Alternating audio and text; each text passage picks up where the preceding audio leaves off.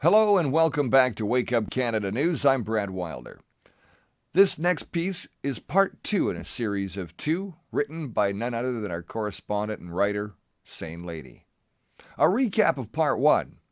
Alex Azar declares a nationwide public health emergency on January 31st, 2020. Number of COVID deaths in the U.S. was 5 in a country of over 331 million people. On the very same day, January 31st, 2020, as the Azar National Public Health Emergency, Trump announced the pandemic and the China travel restrictions. The coronavirus had not yet been identified, no one had been tested, no tissue samples obtained, and no autopsies were performed. Why restrict travel from China? Another great question. Azar's nationwide public health emergency document was backdated to January 27th, then reported as January 28th and 29th. Dr. Charles M. Lieber of Harvard University was arrested on January 28th, 2020, the day after the date backdated, of course, January 27th date. Lieber was accused of lying about his nanotechnology, biological, and chemical research funding in both U.S. and China. Lieber received funding in the billions. Lieber was also known to be working with the NIH, DARPA, the U.S. Air Force and Navy, and other spy agencies inventing biowarfare products. Trump declared a national emergency March the 1st, 2020, even though there were only 24 deaths in a country of over 331 million people. A national emergency is not the same as a nationwide public health emergency.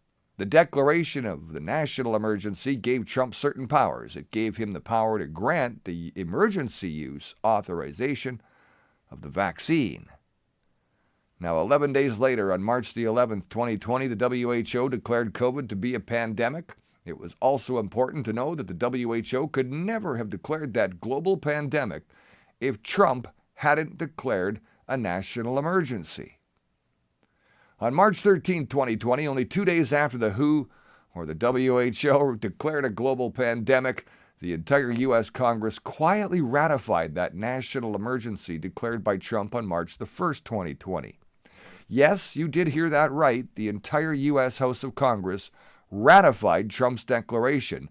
That very Congress fought Trump tooth and nail, rallied against him, and fought every step of the way during his presidency. So why would they all join the ranks and come together to ratify the national emergency and then not report on it? On May 16, 2020, Trump announced Operation Warp Speed to develop a COVID vaccine. By August the 23rd, 2020, the FDA had approved the first Pfizer and BioNTech injections using the emergency use authorization. Trump bragged that he saved 100,000 lives and he began to push the vaccine. Now in part 2, fast forward to 2022, and what are the results of the experimental injections popularly known as COVID vaccines in Canada and other countries? Well, we can't be sure, but as Alex Berenson reported on his Substack recently, the Canadian government is seeing unexplained deaths on a huge scale. Alberta recently announced that the province's number 1 killer was from an unknown cause.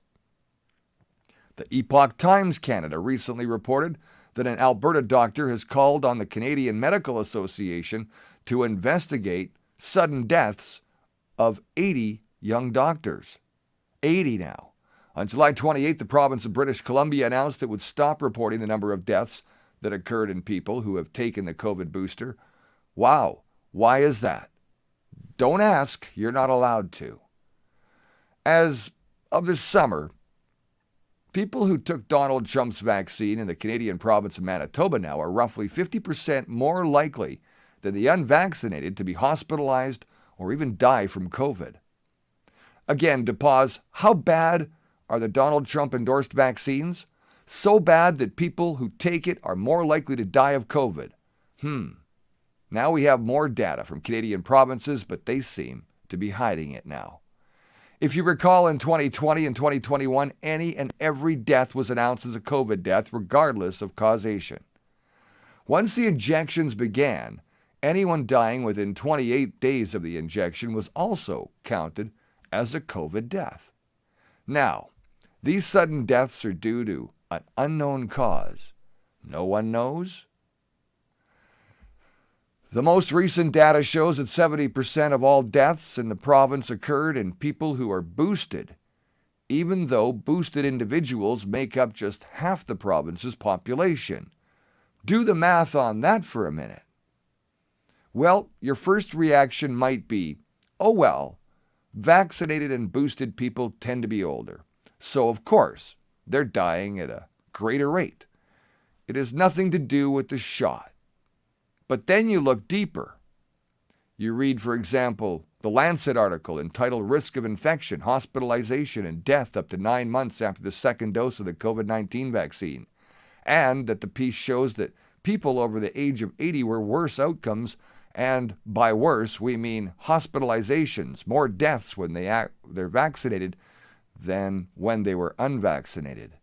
So as it turns out, when Donald Trump told you, as he did hundreds of times, certainly you must remember this, that this is a pandemic of the unvaccinated.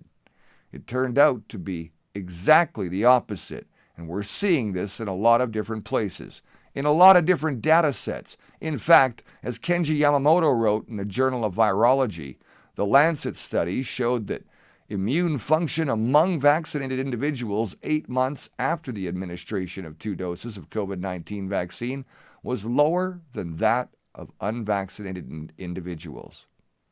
That sounds like it's hurting people's immune system in a profound way, doesn't it? As the Journal of Food and Chemical Toxicology put it after an independent study, vaccination introduces a profound impairment in type 1 interferon signaling, which has adverse consequences to human health. Now that doesn't sound good. What consequences could they be talking about?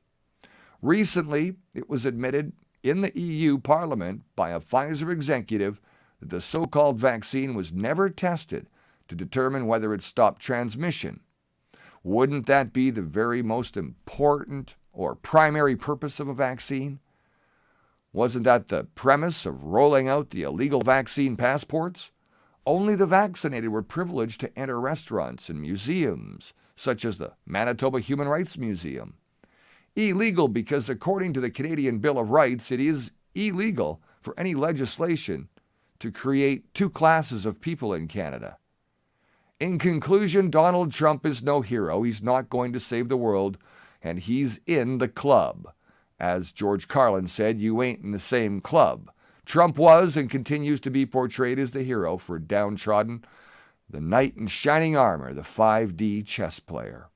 Recently, Alex Jones spoke with Trump, people asking him to stop endorsing the vaccine. Trump flat out refused. Trump stated that he's saved millions of lives with the Operation Warp Speed, and Trump continues to push the injections despite the ongoing injuries and deaths associated with those injections. What you are seeing is 2 sides of the same beast. Picture a bird with a right wing and a left wing, both wings being propelled by the same body. There are no right or left wing political sides. They are part of the same bird being propelled by the same body. It's an illusion, a distraction. And it's time to wake up Canada. I'm Brad Wilder. This is Wake Up Canada News. Remember, you're the voice, and I'll see you soon.